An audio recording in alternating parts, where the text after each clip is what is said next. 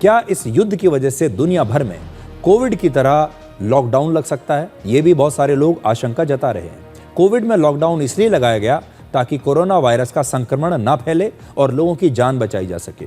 लेकिन इस बार लॉकडाउन इसलिए लग सकता है ताकि ऊर्जा बचाई जा सके, जिसकी इस समय पूरी दुनिया में बहुत कमी है।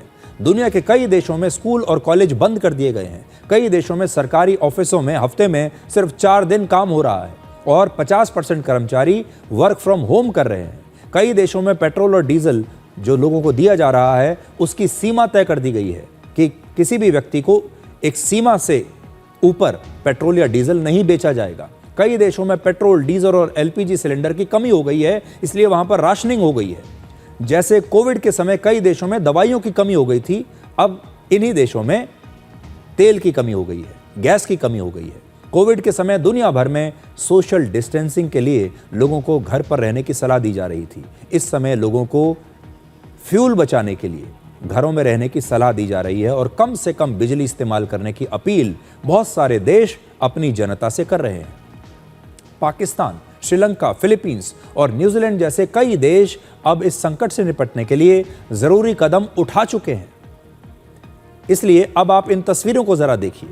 श्रीलंका में वर्क फ्रॉम होम और सरकारी दफ्तरों में हफ्ते में 4 दिन ही काम होने की वजह से सड़कें, दफ्तर और बस स्टैंड अगर आप देखेंगे तो वहां पर सन्नाटा है। ये श्रीलंका की तस्वीरें आप देख रहे हैं, कोलंबो में की 25 मार्च की तस्वीरें हैं और अब आप देखिए कैसे वहां पर सन्नाटा है, सड़कें खाली पड़ी हैं। आपको ऐसा लगेगा जैसे आप कोविड के जमाने की तस्वीरें देख रहे हैं जब लॉकडाउन हो गया था। ऐसा माहौल पिछली बार आपने कोविड लॉकडाउन के समय देखा होगा जैसा अभी आप देख रहे हैं।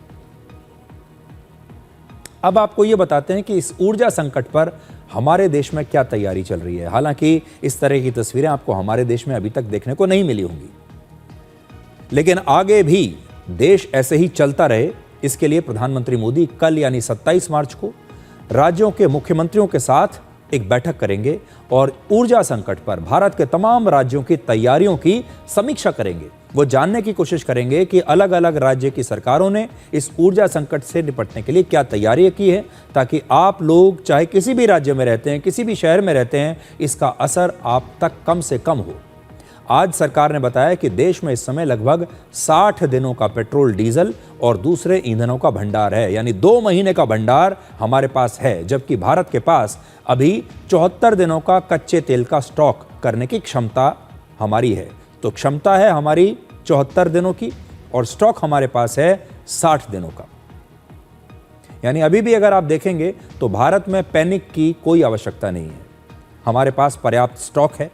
हमारी सरकार ने इस प्रकार के दिनों के लिए पहले से तैयारी करके रखी है और इसीलिए मैं आपको बार बार कहता हूं कि जब कोविड का समय आया था तब पूरी दुनिया ने यह समझा कि किसी भी देश की जो दूरदर्शी सरकार होती है, जो पहले से इंतज़ाम करके रखती है अपने देश के लोगों के लिए, वो कितनी ज़रूरी होती है। और उस समय भारत के लोगों को ये समझ में आया होगा कि हमारी सरकार ने बाकी देशों की सरकार के मुकाबले कितनी अच्छी तैयारी करके रखी थी और भारत के लोगों ने मिलजुल कर किसी तरह से उस कोविड के कार्यकाल जो कोविड का समय था उससे अपने आप को किसी तरीके से हमने बाहर निकाल लिया और हम पर उसका असर जो था वो बाकी दुनिया के देशों के मुकाबले कम था। इस बार भी हमारी तैयारी बाकी देशों के मुकाबले कहीं ज़्यादा अच्छी है और अगर आप सब ने अपनी आदतों में थोड़ा सा बदलाव किया, और बदलाव आपको क्या करना है, अब हमें अपनी ज़रूरतों को कम करके चलना है। बिजली की ज़रूरत को कम करना है, तेल की ज़रूरत को कम करना है, बाहर कम से कम अगर आप निकलेंगे तो खर्चा भी कम से कम होगा। और इसीलिए ये जो मैं आपको आज चीज़ बता रहा हूँ, आज नहीं तो कल पूरी दुनिया के लोगों को ये काम करना पड़ेगा। अपने लाइफस्टाइल में ये बदलाव आपको लाना ही पड़ेगा।